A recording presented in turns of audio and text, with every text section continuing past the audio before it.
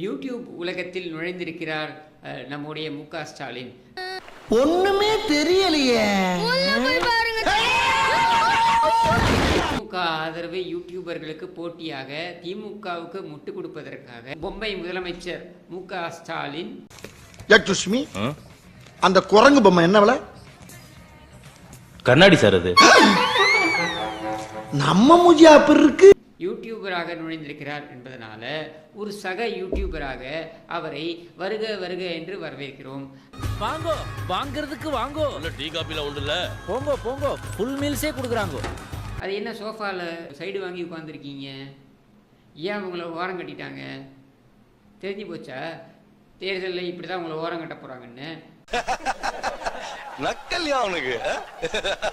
சரி, அந்த கண்ணாடி ஒன்று போட்டுக்கணும்னு யார் கொடுத்த அறிவுரை? அதாவது நீங்க அறிவாளி அப்படின்னு காட்டுறதுக்கா? சோத்திரையும் அடி வாங்கியாச்சு, சேத்திரையும் அடி வாங்கியாச்சு. அப்பம் பேரையே நீ வந்து துண்டு சீட்டை பத்தாம் படிப்ப, நீ ஒரு கலைஞர் தத்தின்றது ஊருக்கே தெரியும். இது என்ன பெரிய அறிவாளின்ற பில்டப் கொடுக்கறதுக்கு இந்த மாதிரியான ஒரு கெட்டப்பு? மறுபடியும் புண்படுத்திக்கிட்டே இருக்கீங்களேடா. இல்லை எவன் கொடுக்குறான் அவனுக்கு இந்த யோசனையெல்லாம்? இந்த வாசகம்லாம் உங்களுக்கு யார் எழுதி தரா? அதுக்கு 11 பேர் கொண்ட குழு இருக்காங்க. இல்லை ஆரம்பமே அசத்தலாக இருக்கு. என்னன்னா என்ன அப்பான்னு அழைக்கிறத கேட்கறப்பவே ரொம்ப ஆனந்தமா. நான் தான் போவோம் பிள்ளை. பிள்ளையா? ரேவதி பிள்ளையாடா? அப்பா. வசந்தி பிள்ளையா? அப்பா. கௌசல்யா பிள்ளையாடா? அப்பா. அப்பான்ற சொல் மாறாது. அப்பான்ற சொல் மாறாதுன்னு எப்படி சொல்ற நீ? எவனுக்கோ பிறந்தவன்லாம் ஒன்னா அப்பான்னு கூப்பிட்றான்னு நீயே சொல்ற. எவனுக்கோ பிறந்தவன் ஒன்னா அப்பான்னு கூப்பிட்றான்னா அப்போ அப்பான்ற சொல் மாறி இருக்குன்னு தானே அர்த்தம். அப்ப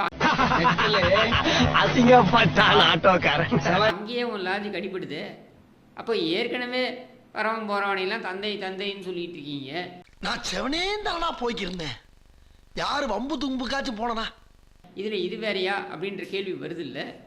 அடுத்து நான் இன்னும் தமிழ்நாட்டுக்கு செய்ய வேண்டிய கடமைகள் நிறைய இருக்குன்னு எனக்கு உணர்த்துது. தமிழ்நாட்டுக்கு செய்ய வேண்டிய கடமைகள் நிறைய இருக்கு. ஐயோ நீ செஞ்சதெல்லாம் போரும்பா. தெருவுக்கா போறே. அதுக்குள்ளயா இன்னும் 4 இருக்கு. இதுல இன்னும் நிறைய செய்ய வேண்டிய கடமைகள் வேற இன்னும் நிறைய இருக்கான். என்னது? பையனும் மாப்பிள்ளையும் 30,000 கோடி வருஷத்துக்கு அடிச்சுன்னு போறது தான் நீ செய்ய வேண்டிய கடமைகளா? என்னது?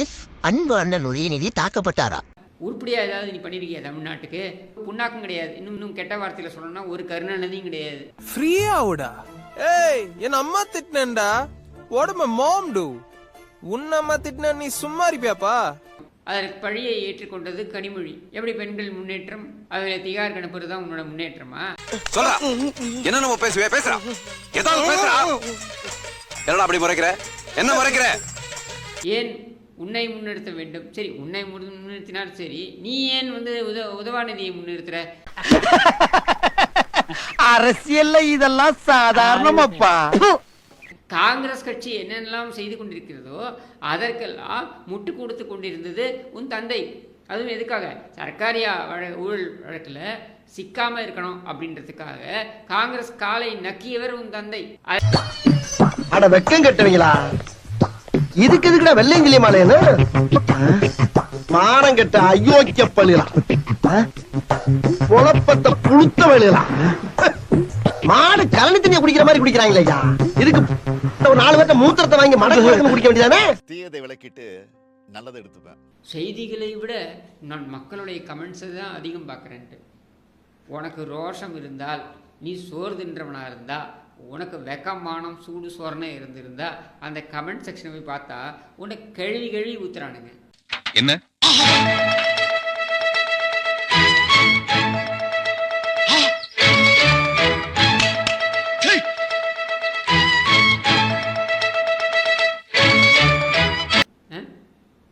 வண்டையா கேள்வி கேட்கிறானுங்க. அப்பவும் எதுவுமே நடக்காத மாதிரி எருவு மாட்டு மேல மழை பெஞ்சா மாதிரி வந்து நீ என்ன சொல்ற? நாங்கள் வந்து சிறப்பான ஆட்சியை கொடுத்து கொண்டிருக்கிறோம். என் புத்திய செருப்பாலேயே அடிக்கணும்டா. உன்னதான் கமெண்ட் செக்ஷன்ல கழுவி ஊத்துறானுங்களே. ஏதாவது சூடு இருக்கா? சொரணை இருக்கா? ஒண்ணும் கிடையாது. வேற யாரும் சிம்ரன், அவன் என்னோட காலேஜ் ஃப்ரெண்டு. அப்ப இருந்து அவன் குடும்பத்தை நான் கவனமா பேசுவேன், என் குடும்பத்தை அவன் ரொம்ப கவனமா பேசுவான். இதை நாங்க 2 பேரும் ஒரு ஜாலியாவே எடுத்துக்கிறது. மக்களோட முகத்துல மகிழ்ச்சியும் நம்பிக்கையும் பார்க்கிறேன். ஆமா, கண்டிப்பா மகிழ்ச்சியா தான் இருப்பாங்க. என்னன்னு பார்த்துருப்பாங்க, ஒரு உதவாக்கிற ஒரு கடைந்தெடுத்த தத்தி, இவனெல்லாம் முதலமைச்சர் அளவுக்கு வரான் அப்படின்னும் பொழுது